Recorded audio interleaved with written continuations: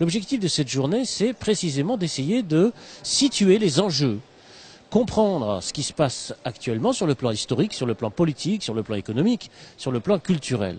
Il faut se dire ce que nous disait Marx et ce que disait Debord, si le capital a fait de l'immigré sa marchandise spectacle, sa marchandise vedette, s'il est promotionné comme un produit de premier choix au cinéma. Raciste. Raciste. Raciste. Raciste. Raciste. Raciste. Raciste. Raciste. S'il est positionné dans toutes les entreprises du MEDEF avec les chartes de la diversité. La charte de la diversité, par exemple, on a dit il faut que vos entreprises, on a fait le tour des entreprises pour leur dire il faut que votre entreprise soit aux couleurs de la France. Je veux dire qu'il faut que les gens commencent à réfléchir et commencent à comprendre. Le capital ne valorise que ce qui le valorise. Le capital ne met en spectacle la défense de ce qui le défend. La crise des migrants qui secoue l'Europe et fait les gros titres tous les jours depuis des mois. Les drames en Méditerranée nous montrent que cette question de l'ouverture des frontières doit être posée. Des réponses sont à mettre en place.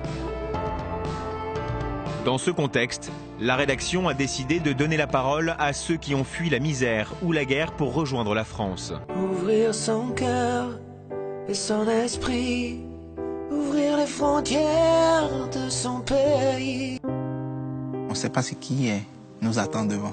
Même demain, on ne sait pas ce qui nous attend.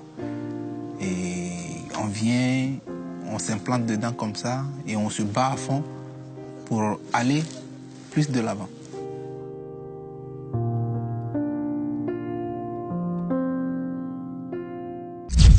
Enfin, on voit qu'ils montent tous au créneau pour dire que les Français, en période de chômage et de crise aggravée, doivent en plus accepter, au nom des droits de l'homme, toute la misère du monde que ces mêmes gens qui nous demandent, nous, peuple de France, de les accueillir, misère du monde qu'ils ont créée totalement. Vous voyez qu'il y avait des manifestations pacifiques dans les rues et il y avait des gens qui tiraient sur nous. Nous sommes arrivés dans l'un des plus grands bidonvilles d'Europe. Nous avons passé là-bas 6 mois et c'était vraiment les 6 mois les plus horribles, je pense, de notre existence. L'un des plus grands bidonvilles d'Europe. C'était vraiment les 6 mois les plus horribles, je pense, de notre existence. Je voudrais juste dire que face à cela, le risque, c'est de tomber un peu dans un excès inverse. C'est-à-dire face à la politique des bisounours, il ne faudrait pas tomber non plus dans une sorte de, une position qui reviendrait à dire non mais attendez, vous voyez bien, c'est des gens, ils ont les couteaux entre les dents, ils vont violer vos filles, ils vont saccager vos... Parce que c'est aussi une volonté. Parce que il y aura une augmentation de la délinquance, évidemment, il y aura un certain nombre de cas dramatiques, etc. Mais la masse de ces gens ne sont pas tous des tueurs frénétiques. Il faut essayer de faire bien comprendre aux gens que cette émigration est une catastrophe en elle-même, quelle que soit la nature des gens, qu'ils soient bons ou mauvais, ce n'est pas la question. C'est les déséquilibres que ça crée, c'est la pression à la baisse sociale que ça provoque, c'est les déséquilibres aussi avec les pays d'où ils partent, qui deviennent aussi des pays dépeuplés de leur peuple, etc. Et que c'est une catastrophe globale économique qui n'est pas liée à la nature humaine des individus. J'ai appris ce matin, en écoutant France Info, que chaque maire qui recevrait un migrant supplémentaire verrait sa commune gratifiée de 1 000 €. Quand des centaines de milliers de SDF indigènes, depuis des années, dans le cadre des restructurations capitalistes, sont mis à la rue. On n'a jamais vu le gouvernement mettre en marche pour la réadaptation d'un prolétaire européen sur le trottoir une dialectique compensatoire de 1 000 €. On découvre qu'on a des logements en trop, on découvre qu'on a des centaines de millions d'euros en trop, alors on le sait bien, Omas. 77 000 logements. 77 000 logements. Voilà. Ça fait des années qu'on s'occupe des SDF dans la rue avec Solidarité Populaire, une des associations du MAS. Les gens nous disent qu'il n'y a plus de place et là on en trouve des milliers. Nous avons beaucoup travaillé ces derniers temps à comment aider les réfugiés. Les annonces de Bernard Cazeneuve et du Premier ministre aujourd'hui ont montré comment les villes peuvent se mobiliser, comment le gouvernement va apporter aussi une aide financière à tous ceux qui s'engagent pour accueillir et bien accueillir les réfugiés. Il y a beaucoup d'ailleurs d'hommes politiques ou de journalistes, ou qui sais-je encore, qui nous ont dit que l'accueil des immigrés faisait partie de l'identité française. La grandeur de la France, c'est d'avoir accueilli de grands artistes qui ont façonné sa culture. La grandeur de la France, c'est d'avoir toujours accueilli des migrants anonymes, des réfugiés inconnus, des enfants adoptés, et d'en avoir fait des ministres, et parfois même des présidents de la République. Non mais, je dis, c'est totalement délirant. C'est-à-dire que l'identité d'une culture ne se définit pas par rapport à ta politique migratoire. Enfin, ça n'a strictement aucun sens. C'est pas du tout un critère. Enfin, on rivalise de stupidité, on rivalise de propagande et on rivalise de surenchère. La seule voix dissonante que j'ai entendue, c'est le rugbyman Moscato. Les migrants, tu vois, tout ça, tous ces acteurs qui font des pétitions. Occupe-toi de ta voisine qui crève la dalle depuis 10 ans, tu la connais même pas. Tu connais même pas son prénom. Bien entendu que tout ça c'est malheureux. Bien entendu que la vie c'est une injustice. Bien entendu. Mais ne te mets pas toi comme si t'étais l'abbé Pierre et que même si l'heure on te la demande, tu la donnes pas tellement t'es rat. Qui a juste raison à faire remarquer qu'il y avait une tartufferie gigantesque d'une large partie de la société française, qui a la main sur le cœur pour les migrants lorsque la caméra est allumée, parce que quand elle est éteinte, je ne sais pas s'ils sont aussi généreux de toi, moi. Que là, parce qu'il y a la télé, tu fais l'abbé Pierre. Ne fais pas ça. Occupe-toi de ta voisine, du clochard que ça fait 10 ans qu'il est dans ta rue, que tu le vois tous les jours, que tu as marché sur le pied la dernière fois, tu t'en es pas aperçu. Mais on a vu beaucoup de gens qui, la caméra allumée, avaient la main sur le cœur pour les migrants. Mais moi qui suis parisien et qui prends le métro, je vois des clochards, en gros, une rame sur deux. Ou des mendiants, ce qui n'est pas la même chose. Des mendiants, une rame sur deux. Et ben si tu veux, je vois pas la population se précipiter pour leur donner des sous à ces gens-là. Bien entendu que c'est triste, les photos qu'on a vues, elles sont terribles, terribles, on a tous des gosses. Mais ne joue pas là-dessus pour toi être meilleur que les autres, tu comprends ce que je veux te dire? Peut-être que je m'explique. Ouais, je trouve pas ça hypocrite. Garde-toi de ta bonté. Tu sais, souvent on parle des qualités que l'on n'a pas à outrance.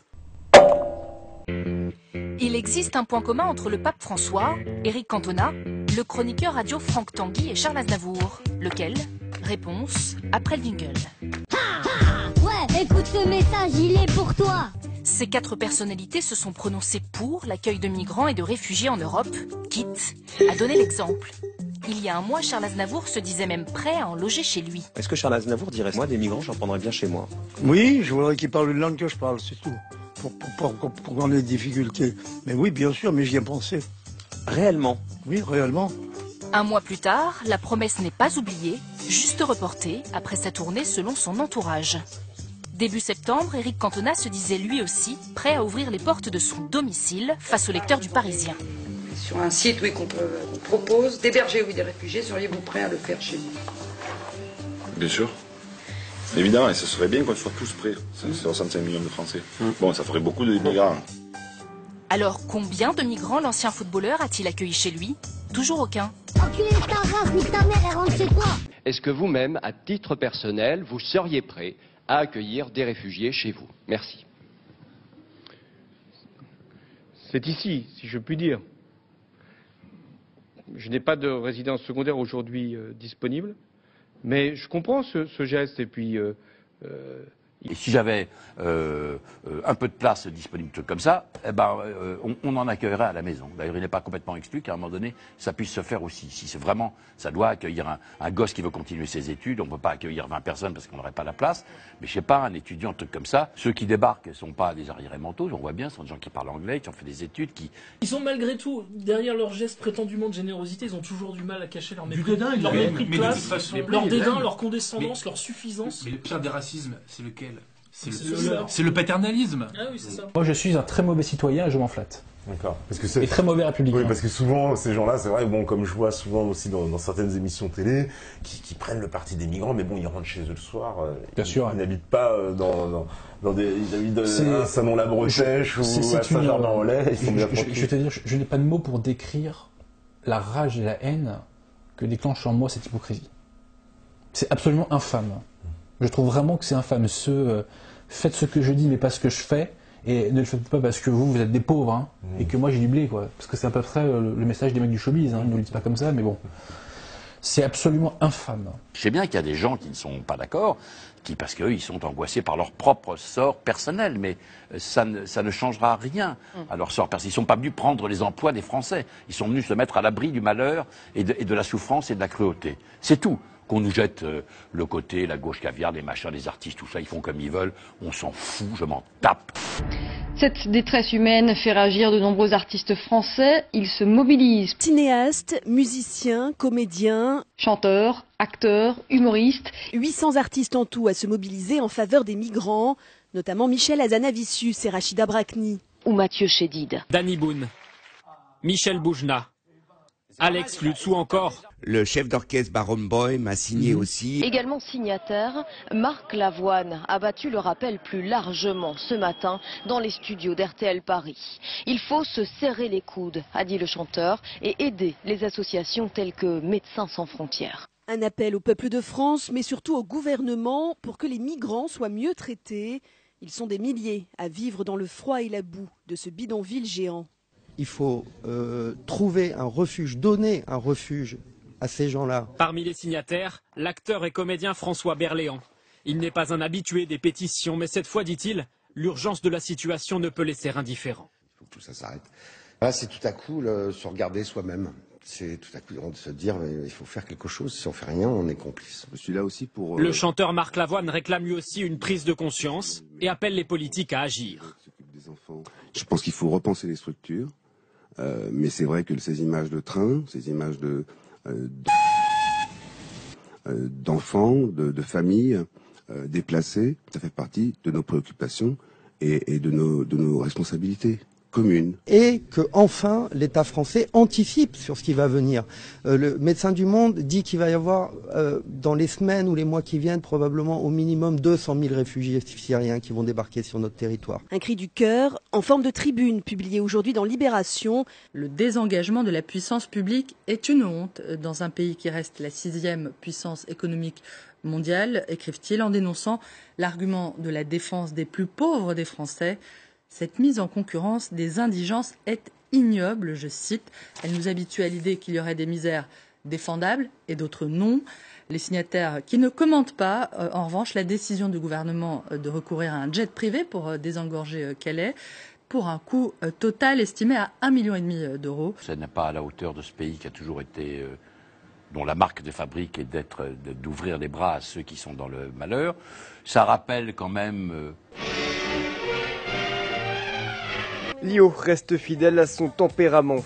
Invitée dans une émission belge sur RTL TVI, elle n'a pas hésité à donner son avis sur la crise des migrants en poussant un grand coup de gueule. Il faut arrêter d'appeler ces gens des migrants, ce sont des gens qui tentent de se réfugier. Le débat se dirigeait vers la place que les réfugiés pouvaient prendre s'ils rentraient dans le pays. Ils ne sont même pas encore des réfugiés. Mais agacé par les propos de la députée PS Karine Lallieu, Lio n'a pas voulu passer par 4 chemins pour attaquer le sujet. Est-ce qu'il y a des places pour que ces gens-là ne vivent pas dehors ? Je vais vous expliquer quelle place. L'État fédéral, effectivement, au bout de 4 semaines de tergiversation... Ok, on s'en fout. Aujourd'hui, est-ce qu'il y a... Je vais vous expliquer. Mais répondez. Ce sont les mêmes qui organisent ce chaos, qui nous disent aujourd'hui qu'on doit assumer les conséquences de ce chaos, non pas Bernard-Henri Lévy, qui compte pas accueillir des miséreux dans son riad, mais le petit peuple de France, parce qu'il est évident que ces contingents de mâles de 20 ans, syriens ou autre chose, ou parfois d'ailleurs avec des agents de Daesh infiltrés, on va les loger dans des zones françaises un peu désertifiées, c'est-à-dire il suffit de se balader en France pour voir les endroits où il n'y a plus un bar tabac, plus un commerce, des HLM un peu abandonnés ou des locaux publics un peu abandonnés. On va les stocker là, et qu'est-ce que ça va donner ? Il suffit de regarder Calais. Ouais,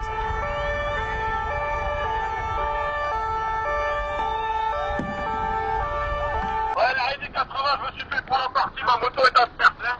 On a besoin de renfort, rapidement.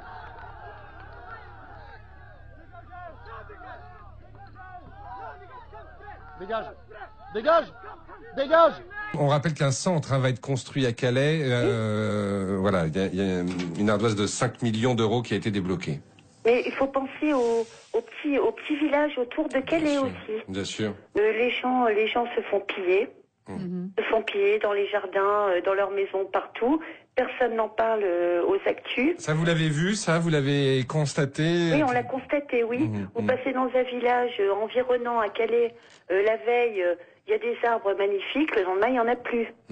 Parce que les fruits ont été volés, c'est ça ce que vous voulez nous dire, par exemple? Les fruits ont été volés? Non, pas les fruits, les arbres. On a vraiment un pays qui est la France, qui n'est plus en voie d'affaiblissement, dont la réponse pourrait être ma stratégie réconciliation nationale. Là, on est dans une phase de submersion et de chaos ingérable et qui va produire, à mon avis, des milices de la violence pure, des viols, des prédations, etc.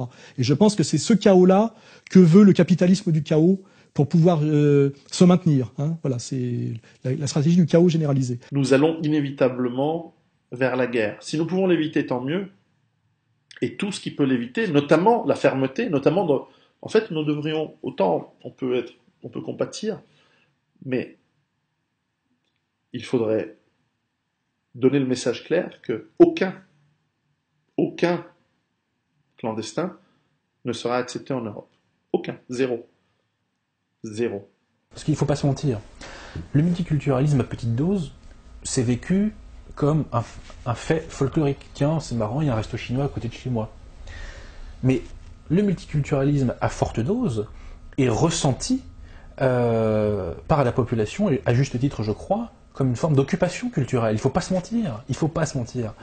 Donc, à cela s'ajoutent les pressions évidemment culturelles et religieuses, souvent exacerbées par des fanatiques de tous bords.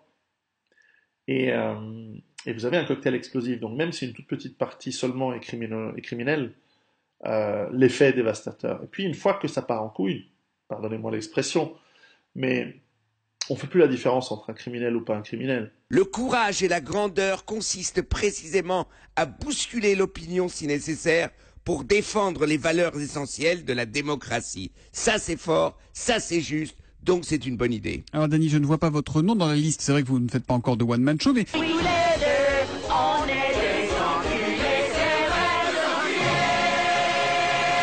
J'ai appris hier par une correspondante belge, il y a une place qui doit s'appeler la place Maximilien.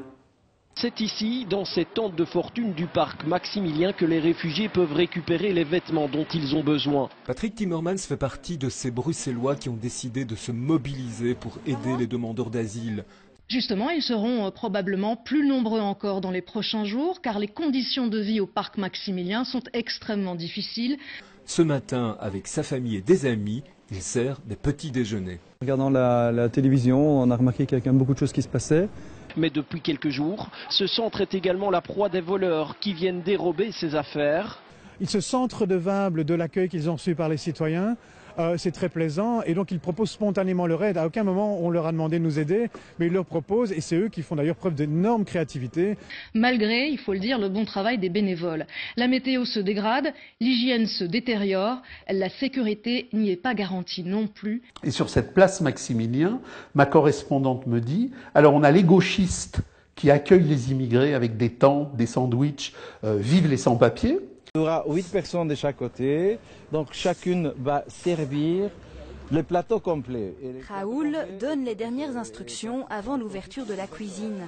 15 frigos vont être installés et 3 congélateurs. On voit qu'il y a une nécessité véritablement concrète et précise de travailler dans des conditions professionnelles, c'est-à-dire avec 2 cuisiniers professionnels, avec des commis professionnels, avec des aides ménagères professionnelles, tous habillés convenablement. Les réfugiés et les bénévoles peuvent maintenant bénéficier d'une aide psychologique.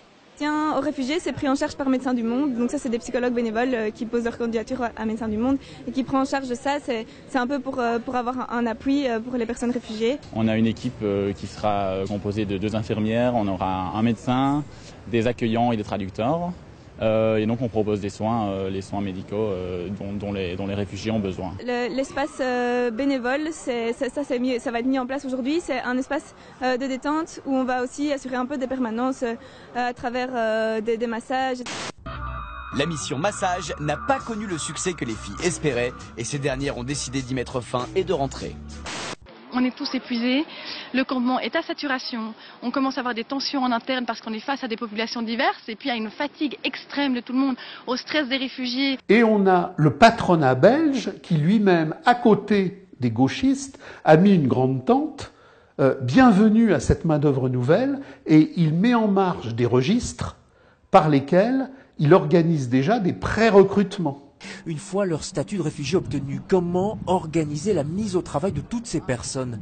Cet après-midi à la FEB, la Fédération des entreprises de Belgique, une task force a été mise en place avec l'ensemble des acteurs du secteur social et de l'emploi, car c'est tout un secteur qui doit s'harmoniser. En attendant, au parc Maximilien, les demandeurs d'asile attendent avec anxiété le week-end. La météo prévoit quelques bourrasques.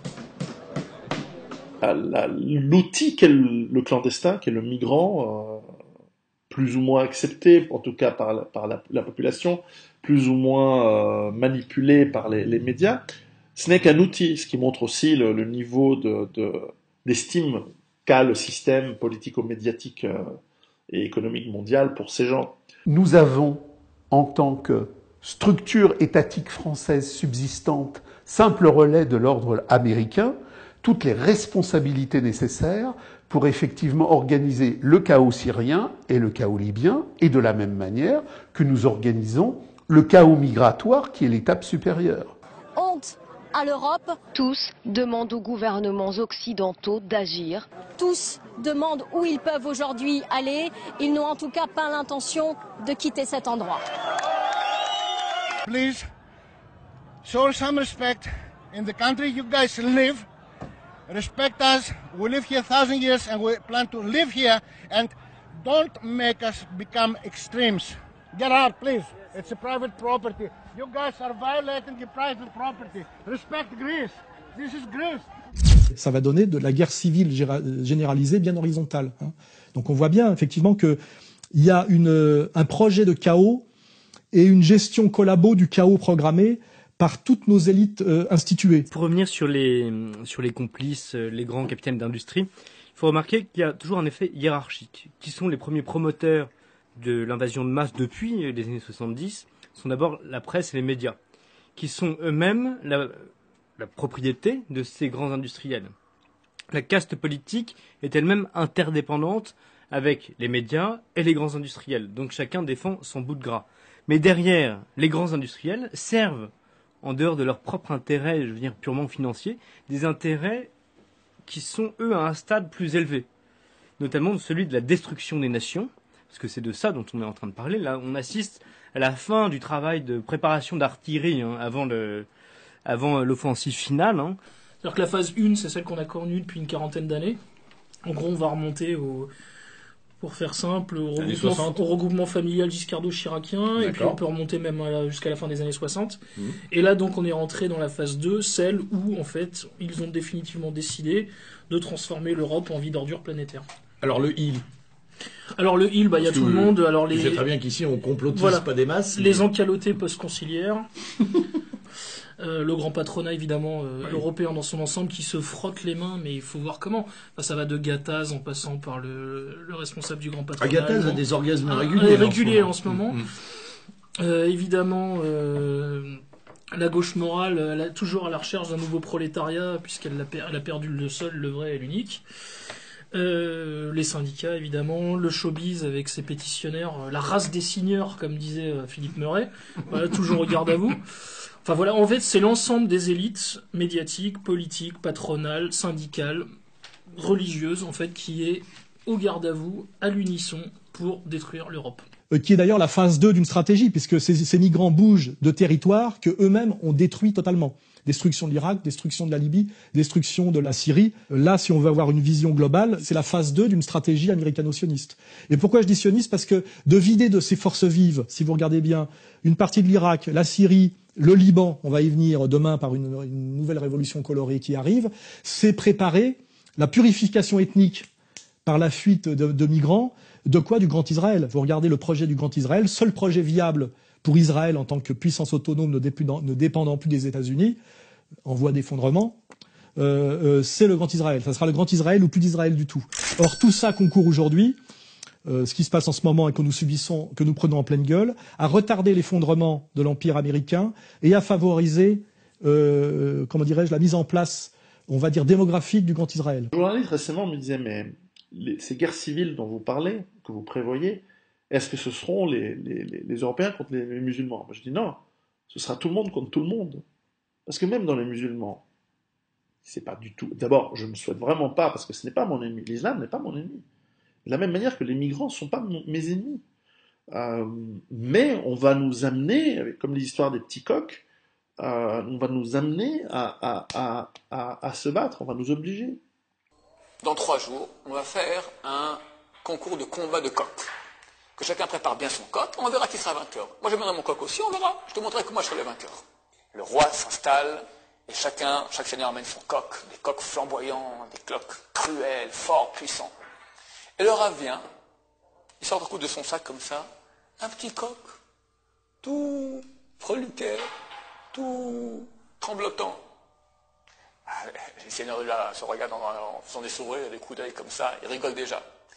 Bon, les trompettes sonnent, le roi ordonne que le combat commence. On jette les coqs dans l'arène. Et le combat commence. Les coqs l'un sur l'autre, ils se griffent, ils se mordent, ils se griffent. Le petit coq du rat, il va se coucher dans un petit coin, comme ça, il fait rien du tout. Et à la fin du combat, tous les coqs sont morts, et le petit coq qui sort comme ça, tout penaud, vivant. C'est marqué dans les textes qu'à la fin des temps, il y aura une grande guerre dans le monde. On n'est pas prophète ni fils de prophète. C'est vrai que tout le monde sent un peu que c'est pour bientôt. On ne sait pas quand ça se passera. C'est marqué très clairement qu'il y aura une grande guerre entre l'Occident et l'Orient. Alors je rajouterai même un petit truc que j'ai pas... C'est marqué dans les écrits de Rabbi Yoshua Eshel Meapta qu'à la fin des temps, les peuples voudront faire la guerre entre eux. Mais ils verront que s'ils font la guerre entre eux, le seul qui va en profiter en fait, c'est le peuple d'Israël. Alors, ils vont tout faire pour ne pas rentrer en guerre. Mais néanmoins, c'est marqué, comme ça a dit Rabbi Yoshua Meapta, par la tignasse de leur chevelure, de force, ils seront obligés de rentrer en guerre. Et c'est tous contre tous, au lieu de gérer les problèmes qui arrivent, ben non, les gens vont devenir super violents, et encore une fois, surtout lorsque l'état social disparaît, surtout lorsqu'il n'y a plus cette aide.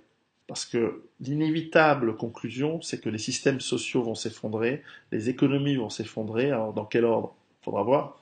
Et qu'une fois qu'il n'y a plus d'argent, chaque million de clandestins supplémentaires dans un pays va devoir être nourri ou va vouloir se nourrir.